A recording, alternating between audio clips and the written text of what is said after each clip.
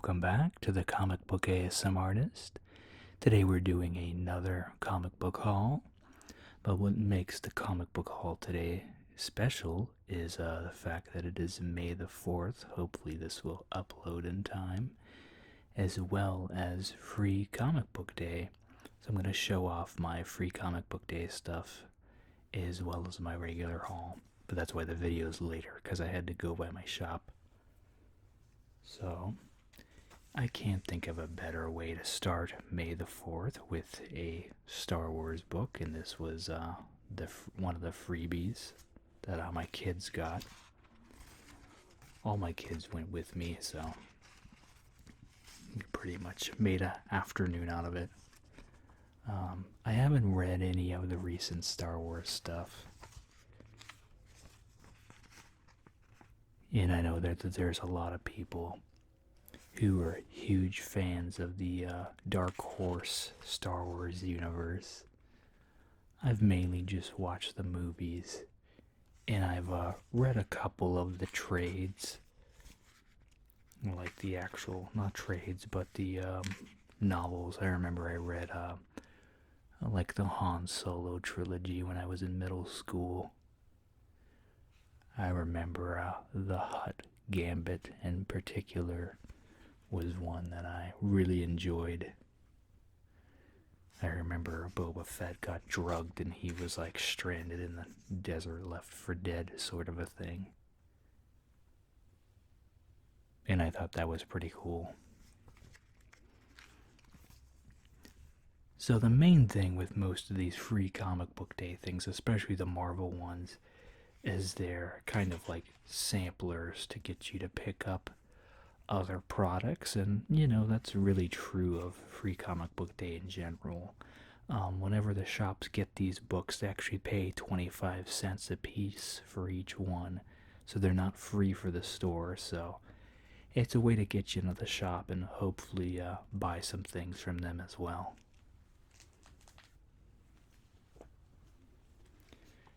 Next, one of my kids picked up the Pokemon I Choose You, which is pretty much a retelling of the first part of Ash's journey. And it was kind of the first part of the recent Pokemon movie that came out too. And then it leads into another story, but I remember I recently watched that with my kid, and yeah, I'd say maybe the first 15 or so minutes was a retelling of the first episode, which is the same as the manga for the most part as well. And this is a retelling of that. And it has more rounded edges on this art style than the original ones that came out back in the day.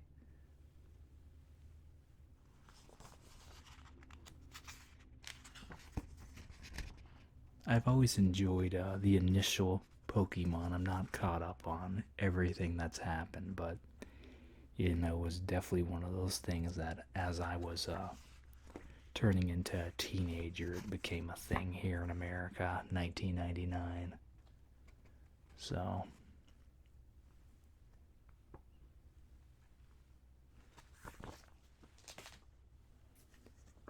and then we got the Avengers #1 Free Comic Book Day. It's got a teaser for Savage Avengers, which I picked up. That I'll show you later.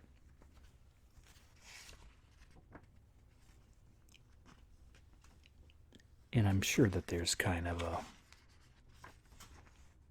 lead into some other things in here as well, too.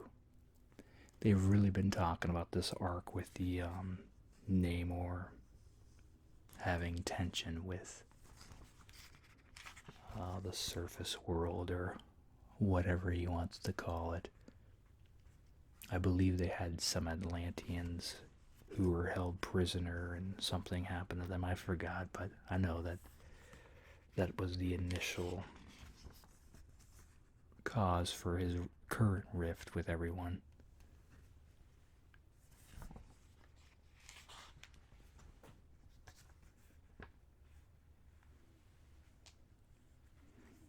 And of course they have to plug all the Thanos stuff with the Infinity War slash Endgame.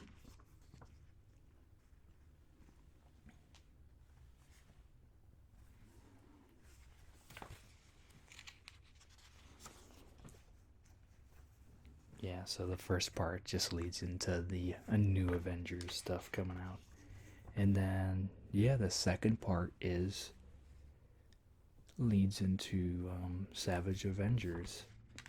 And I did leaf through that as well. And the stuff that's in here looks like this is actually not in Savage Avengers #1. I thought it was gonna be, and I was disappointed because this is what Deodato Jr. has been teasing on his Instagram and stuff, and this is what sold me. The detail with the line work on the rain and all this, I was really impressed by it. So these images here is what sold me on the book, and that's not even in the first issue. It's in this free comic book day. But the book, from what I saw, still looks really good too.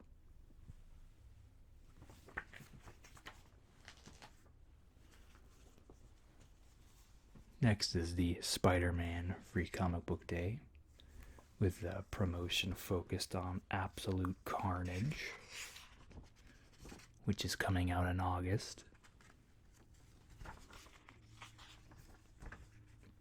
You know, my middle child, Spider-Man is his favorite hero, so I've been giving him my books after I read them. And I've been showing him some old stuff like the Todd McFarlane Spider-Man and everything, and showing him the different art styles and things like that, so that's been fun.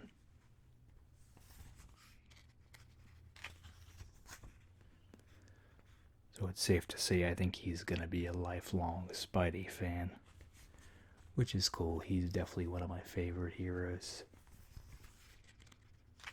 He's always been really interesting. And he's very relatable.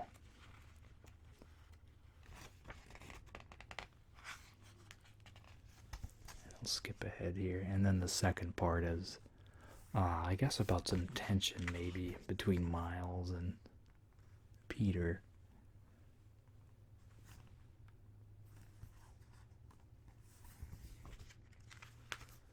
Which I know he's definitely more into Miles now too, with the whole Into the Spider-Verse movie and everything, and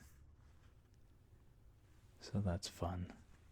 I really enjoyed that movie.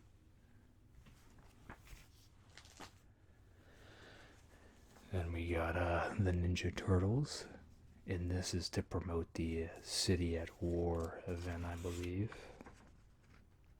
Road to War is the name of this, so yeah, and the first part of that just started.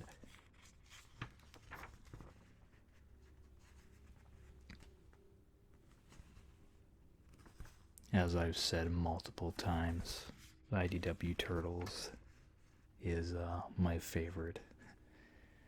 You know, I'm sure I have bias in there, but it's fine. Ninja Turtles are just a tad bit older than I am. And this is a great time to be a Turtles fan, especially with this book. Some of the best stories they've had in a while, and the IDW Turtles is actually the longest running ongoing series they've done. As they've really had and they have a lot of nods to all the different eras of the Turtles.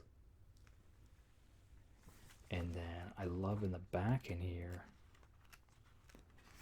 they show the full reading roadmap. So if you're late to the Turtles game, it shows the chronology to read everything. And I'd love to read more Turtles on the channel. And here's the more recent stuff. Well, like it said, it's difficult for me to weigh in. And then there's the omnibus they have. And these chronologically collect, so it's not just the ongoing, but they include the specials in this, I believe, too. So these are nice if you don't want to hunt everything down. But, yeah, like I said, it's hard for me to gauge the readings. Because, I get some viewing on them, but the hauls and things like that, pretty much the Saturday videos are the main ones that get the views. And if you have too many videos posted that have lower views, YouTube doesn't like to promote those videos.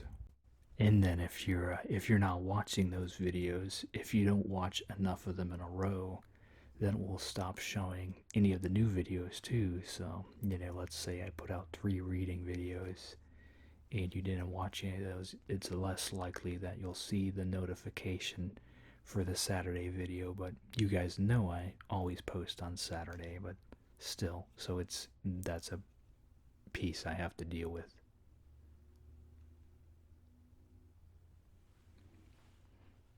So it's annoying. It's not that I don't want to do more readings. It's just that they're not performing on the same level as the weekend videos.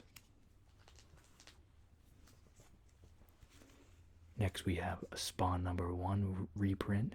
And this is my kids as well. Everything here is pretty much theirs. And then my other shop is holding on to pretty much the same, the Spider-Man, Turtles, Avengers, and then I'm getting a Tick #1 free comic book day too, or not the #1, but they always put out a new story Tick book, but the other shop doesn't have that one. But this is for my oldest kid, and this is retail Spawn #1, which is, it's a classic from the 90s, so I mean, it's a bit darker, but this one's not too hardcore.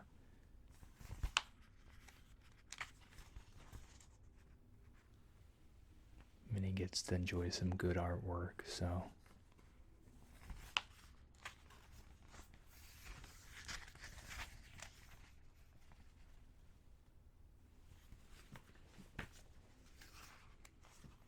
And then, of course, is the promos in the back.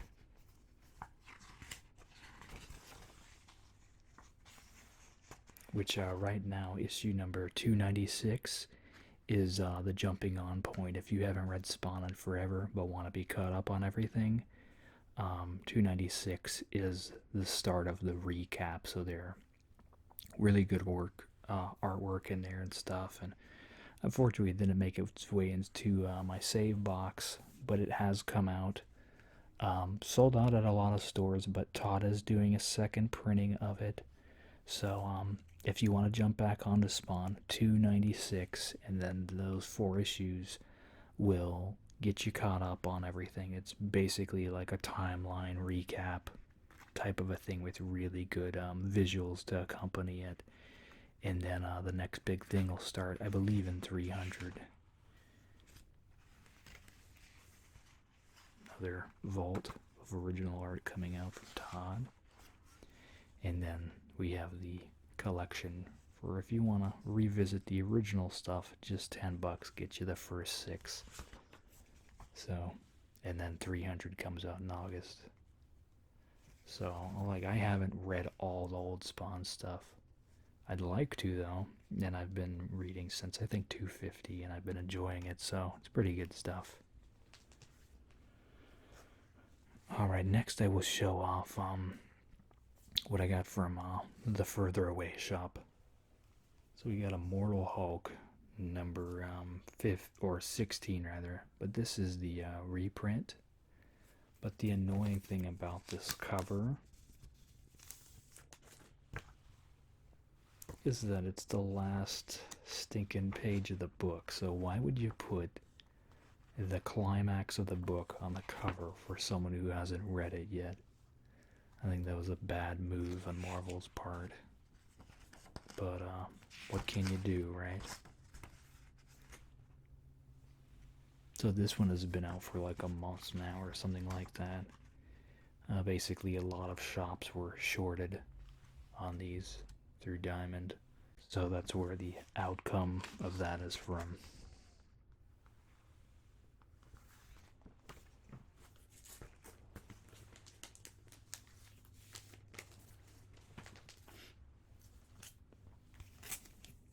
And we have the War of of Realms #3. And there's definitely been quite a few big things happening in the book, but I'm not super invested in it, and I don't understand 100% of everything going on within it. So it's fun visually for me, but story-wise, I can't make sense of a lot of it. But what can you do? I'm collecting quite a few of the heroes that are in this book, so it just makes sense to pick it up. And then I'm surprised they have a lot of like the street level people like Daredevil and Punisher and stuff like that are in it too. So I guess Daredevil becomes a god in this one.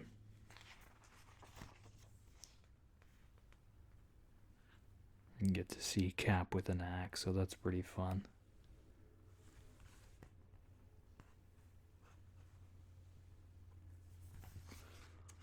Lots of action.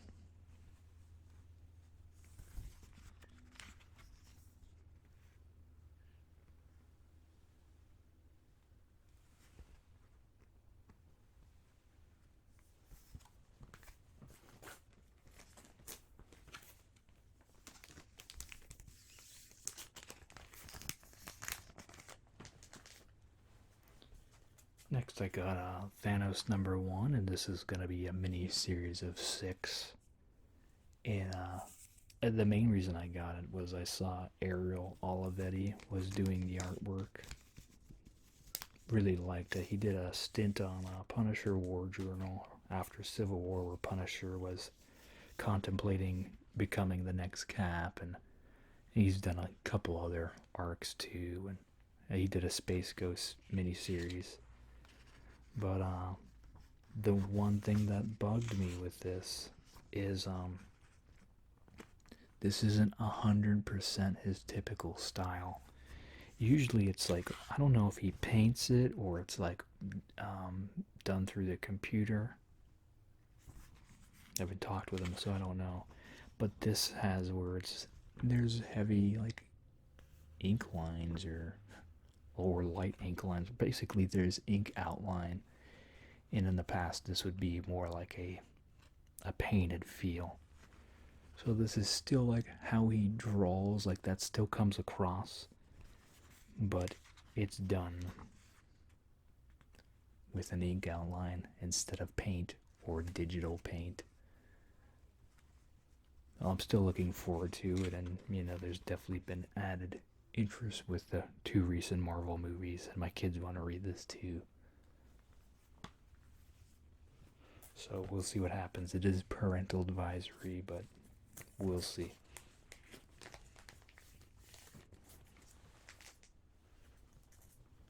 Then we got Savage Avengers, and this one is a parental advisory one too.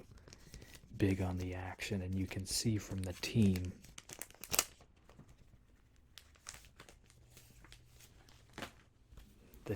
and the art sold me on it. I'm sure that Deodato Jr. will soon be off of it. I know he's starting to work on his own project soon. But like I said, I thought that I thought what was in Free Comic Book Day would be in here, and it's not. But this is still good. It's,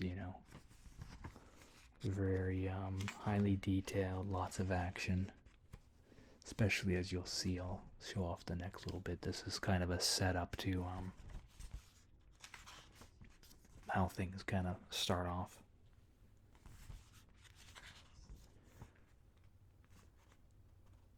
But we see Conan is going to be interacting with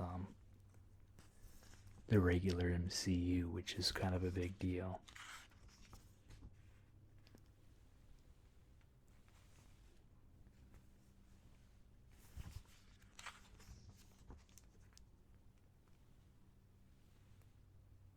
It's him meeting Wolverine here.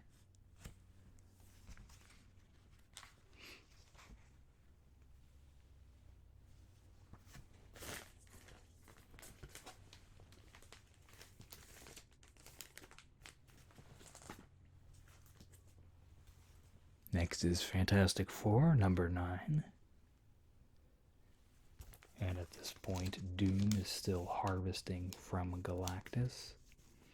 In the Fantastic Four, I believe, are in captivity or have just broken out. I don't remember, but I know that's what I remembered from the previous issue.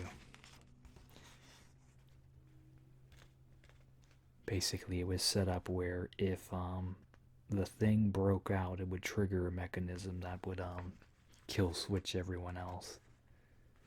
And everyone else was in very volatile prisons as well, based on their strengths.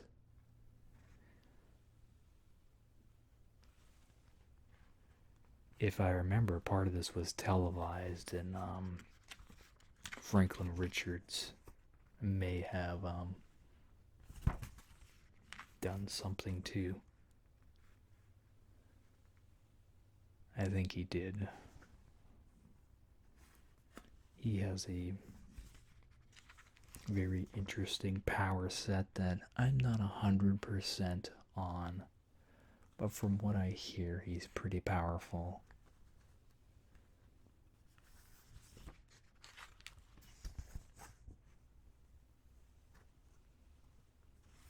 It's kind of like a telekinesis type of thing, but it's like on a grander scale.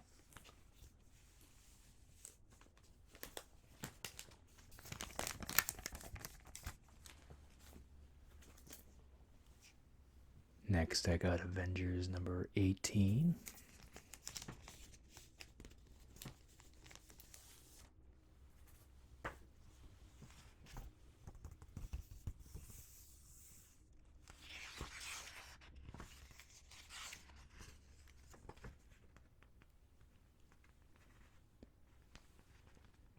And this deals with another group of superheroes, I guess like Washington, D.C.'s Avengers almost, I want to say.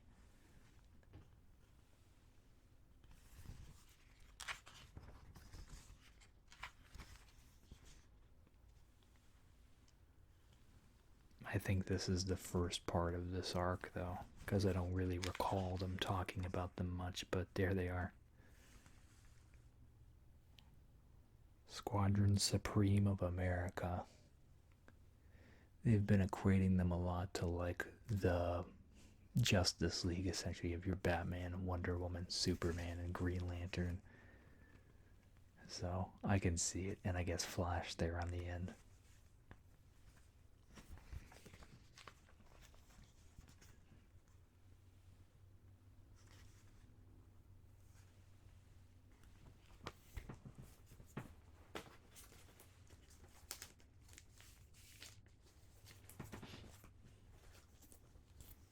And I got Spiderman The Hunted, number 20.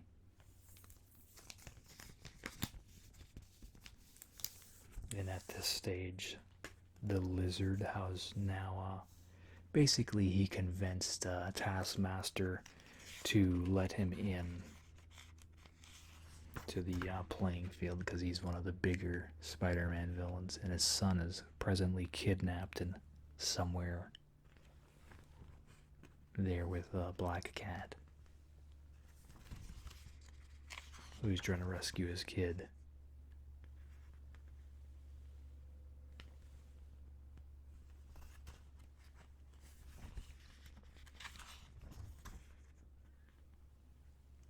And then Spider-Man just realized that these guys are basically being controlled remotely, so I think he's gonna be a little harder on them.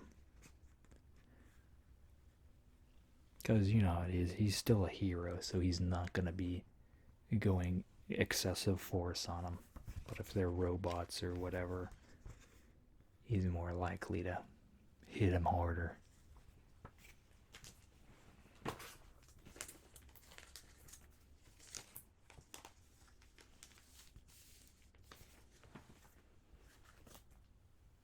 Then I got the Spider-Man 20.HU numbered nonsense.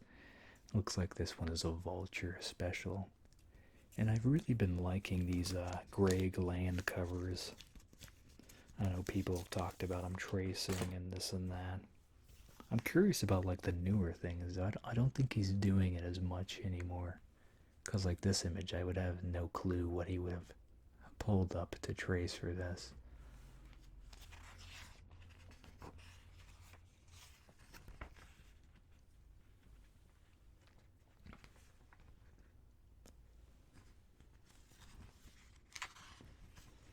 I think it's interesting he's got this little extra bubble on his head now.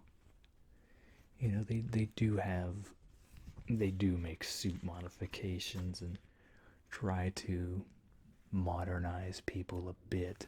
So they got to do what they can do. I remember when they had, I'm trying to remember that character. He was kind of like Vulture, but he was like black and red and more violent, if I remember.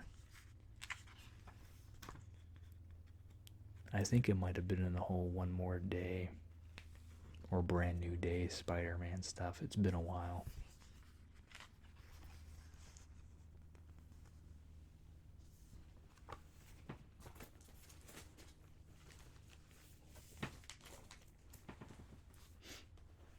Then I was able to get, and I actually got this at my other shop, the Spawn book that I just talked about, the first 6 issues, represented for $10. Nice presentation here with the matte against the gloss.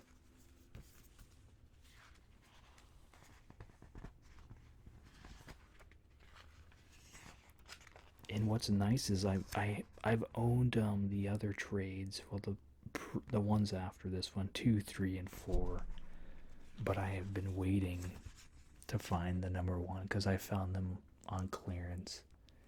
So, but I didn't read them because I didn't have this one yet. So now I can finally start reading the backlog now that I have the first 6 issues. So now I have like I think 1 through 25. Still a ways to go, and I still don't think Todd has collected everything into trades, which is odd, but it's his choice.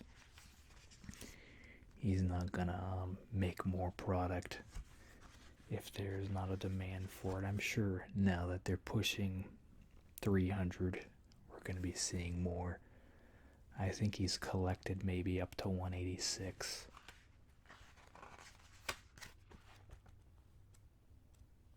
I'll skip ahead to some later stuff here.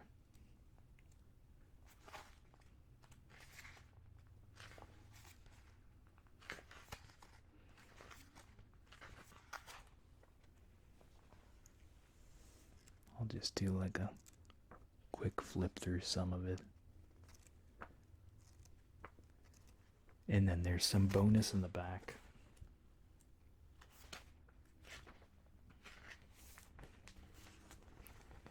This one really struck me here. His initial image for the reveal of, I'm trying to remember his name, Billy Kincaid, I believe. Basically, he was a ice cream man who murdered kids.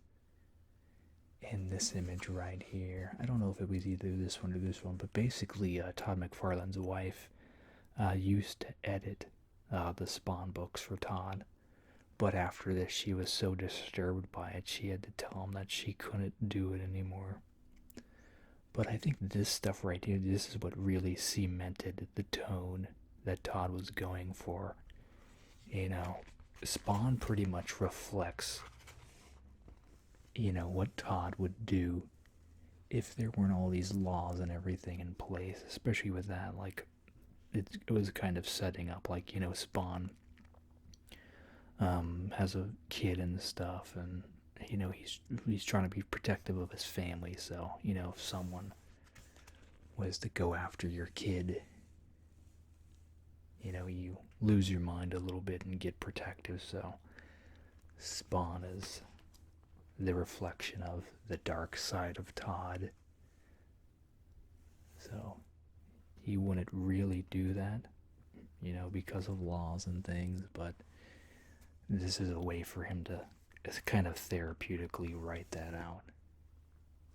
And then, of course, there's just the lore behind everything and the whole heaven and hell and all stuff you don't see in your typical mainstream books.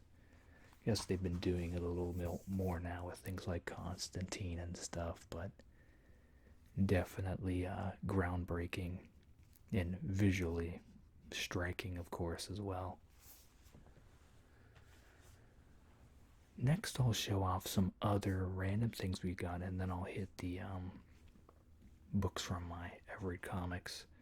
So today was free comic book day, but they also had 25% off stuff. I got my books yesterday that weren't the free ones because I just wanted to give them full support because, they, like I said, the books they give out, they do pay for. So I'm a normal customer and I do appreciate the shop, so I just paid what I always pay for my stuff. And today I took advantage of the sale from what my kids wanted. So the kids all got pops.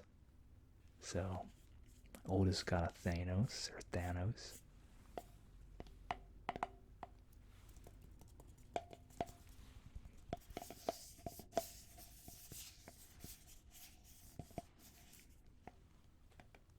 With a gauntlet on there.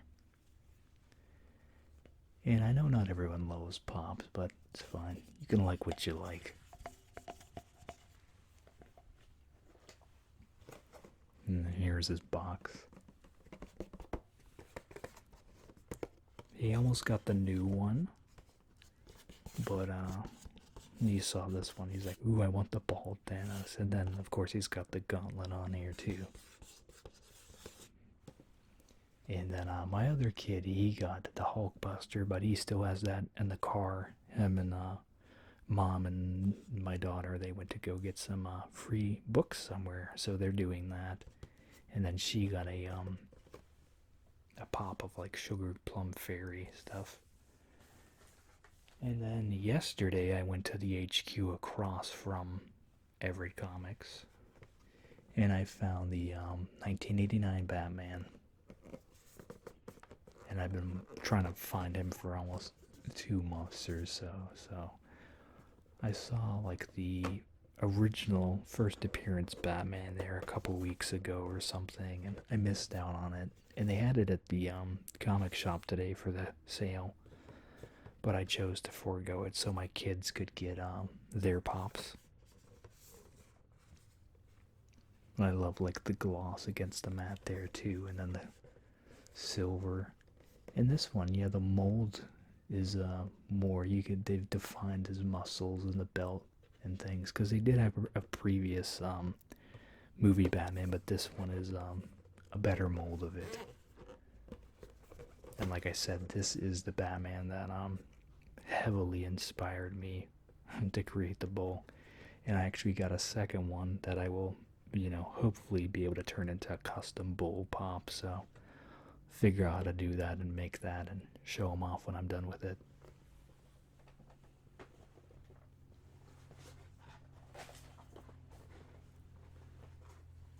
And then, unrelated to comics, I've been looking for the Michael Jordan pop. And this is the common one, but I like this one the best because he's actually doing the slam dunk.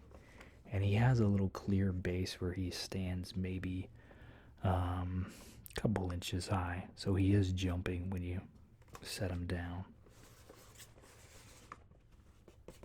And then at the HQ, they actually have a giant Michael Jordan that you can stand with and take your picture with. But it is just him standing. It's not the slam dunk pose, the Air Jordan pose, as it were. But I was a huge Chicago Bulls fan. Everyone in the 90s, Michael Jordan was huge, with Space Jam and all that stuff. But I used to love watching those games and talking about on the next day on the bus, commenting on the play-by-plays and things.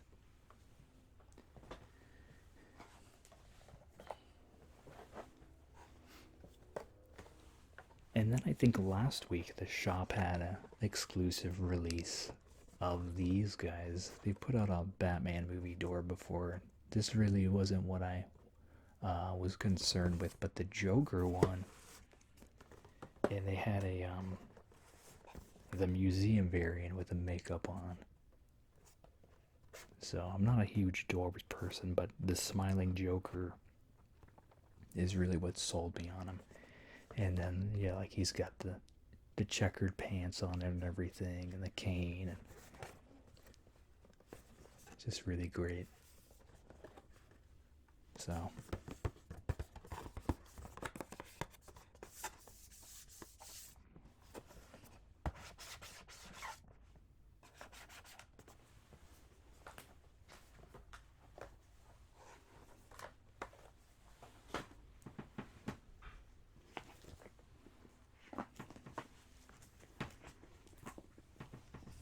all right, and now we can move on to the normal books. So first off, we have Dick Tracy Forever. This is the brand new 4-part miniseries done by Omig. And I'm excited about this. The previous arc was okay, but I wanted a little more of a seasoned artist. And Michael Omig did Powers with Bendis. So he's been around the block. Pretty much he was pretty heavily inspired by the whole Bruce Timm Batman universe. But they twisted it where they established a universe, but the universe that they made was really grim and dark, mature stories, and the Powers comics are all parental advisories. There's lots of violence and swearing and nudity and things like that. So I haven't read all those, but that is just a disclaimer. If that's something you're interested in and want to check out, I do like the art style. I'm not familiar with the entire run of it. That's just the general premise. It's like a hard-boiled detective pulp mixed with a universe of heroes that is visually familiar with the Batman animated series.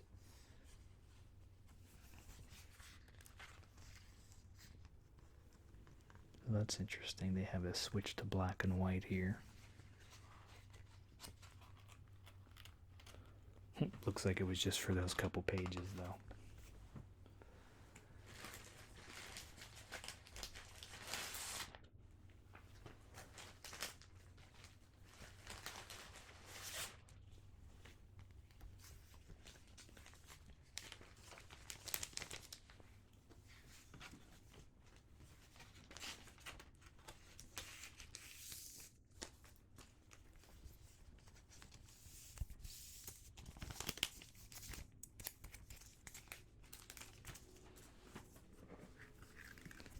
Next we have, this is the Batman Turtles 3 number 1. So they've had 2 other miniseries, both taking place with different Turtles and Batman universes. The first one was, I believe, like the regular Batman universe mixed with the Turtles universe. In the previous, part 2 was the animated ones meeting up with each other. Like the recent 2012 Turtles meeting the 97 Bruce Timm universe, and this is kind of a mashup of another Batman universe. And in this one, we see like mixes of characters where they're kind of like Turtles and Batman mixed, as you'll see in the next few images. You have like the villains are fused with like the Foot Clan and stuff. And even the Turtles, they take on a style where they see like Shredder mixed with Joker. And then like the Turtles are mixed with, see, Raphael mixed with the Red Hood. So it's a cool visual concept. I don't know how it adds up story-wise. I'm sure they'll explain it though. So we pretty have all the different iterations of Robin, more or less. And then we have the Nightwing mixed with Leo.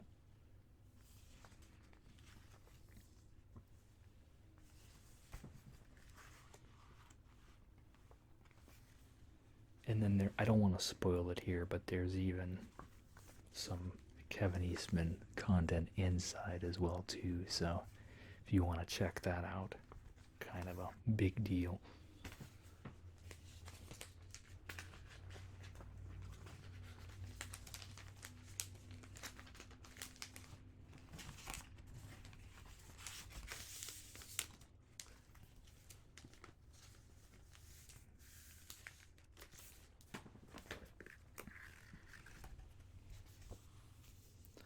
And we have the Deceased #1.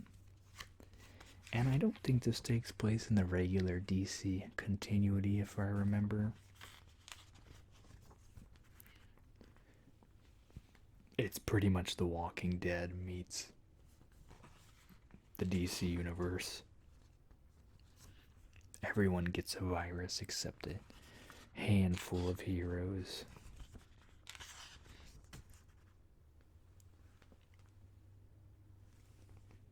And it looks like in this first bit we don't really see a whole lot of it, but then it'll get there maybe.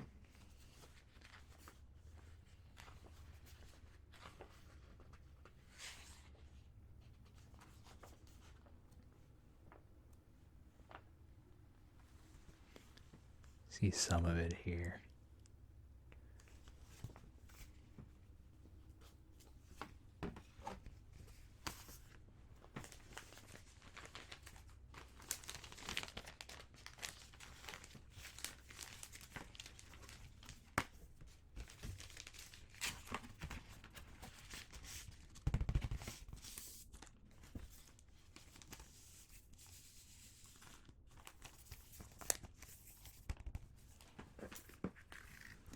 Then we have Turtles #93.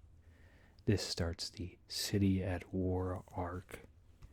And basically, if I remember, Splinter agreed to cede control of the Foot Clan back to Karai. But recently, the Turtles rescued some orphans off the street, and they were hanging out at the Foot headquarters. And Splinter agreed to still teach them martial arts, but the Turtles said, hey, don't put them in the actual clan and everything. And Karai essentially wants those kids to be trained up to be fighters within the clan. And that's where the dispute went, if I remember correctly. So it was going to be a natural handoff, but now they're in opposition.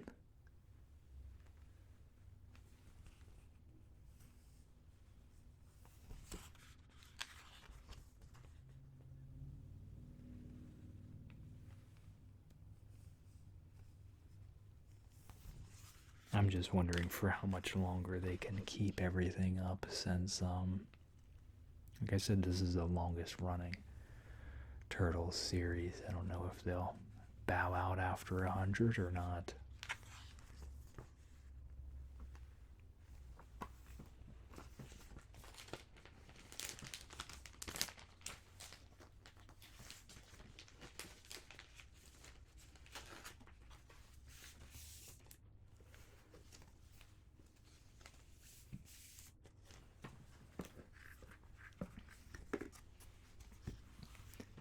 Next is Heroes in Crisis #8. And from what I hear, something pretty controversial happens in this book. So, I don't know if you've heard it or not, so I'm not going to spoil that. And like I said, unfortunately, I heard it before I bought and read this. So I'm bummed out that I heard about it. What can you do, though? This is the information age.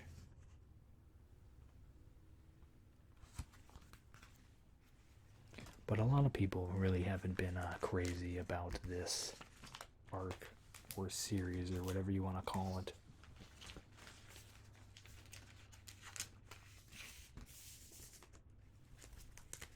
Like I said, more than anything, I've just liked the artwork. And that's where I land with quite a bit of it. Like, I enjoy the visuals, but a lot of the storytelling isn't there, or vice versa. But it's very rare for it to be 100% balanced for me.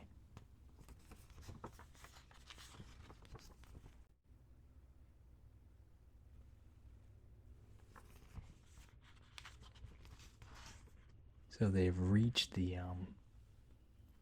arc already for the Batman Dream filler story, I guess. So hopefully now the story is continuing to progress how it's supposed to. But we'll see.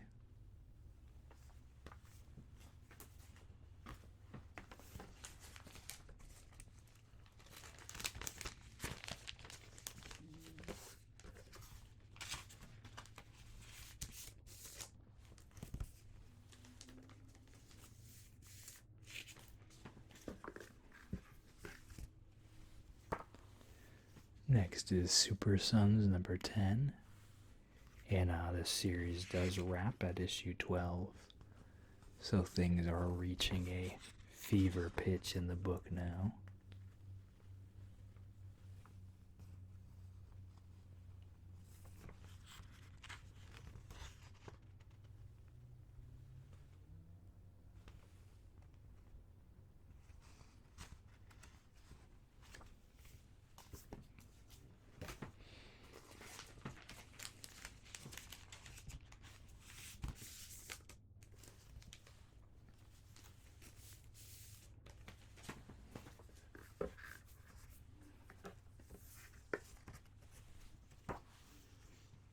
We have Turtles Urban Legends number 12 with more extreme 90s goodness.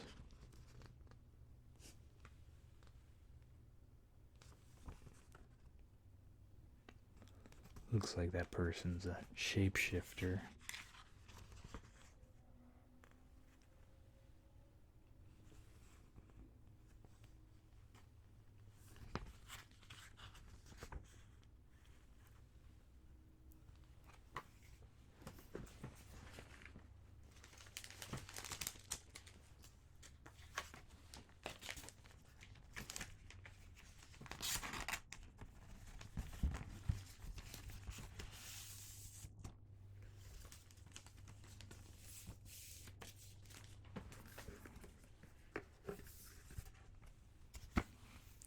And we have Action Comics number 1010.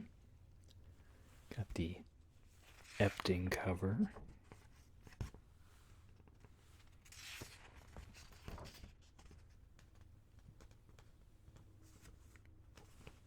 And I believe this is leading into the Event Leviathan stuff.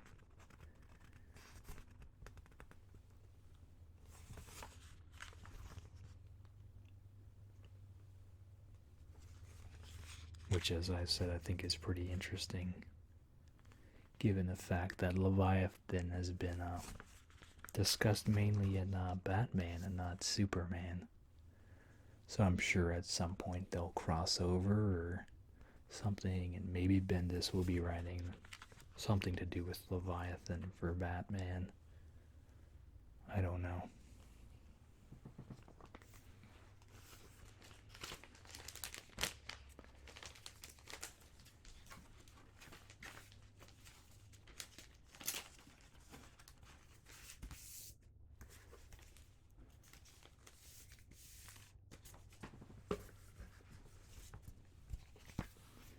And we have the Terrifics, number 15.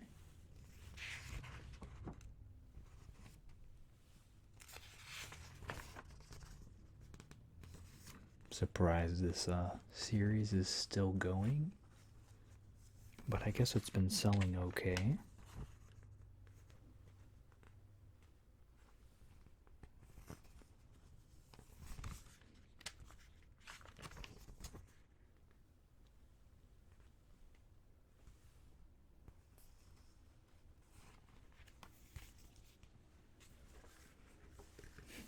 Running short on time, so I'm just gonna show off the last few ones in the bag.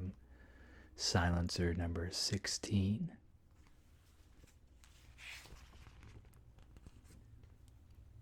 I'm still really enjoying Silencer. Looks like they've started a new arc here. So at this point she is contractually obligated to Talia al Ghul again, and she has done so solely to protect her family from imminent and immediate death. So she's trying to figure out how to work through that and still maintain whatever sanity she has left.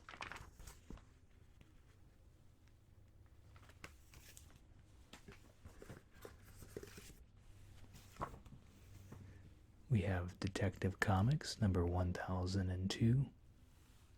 Wondering what the variant cover for this was.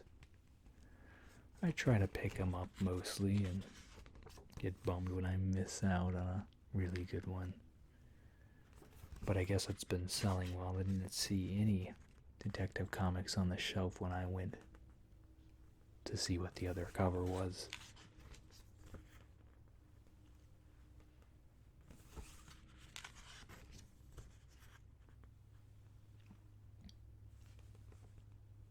Looks like there's a new artist on the book as well.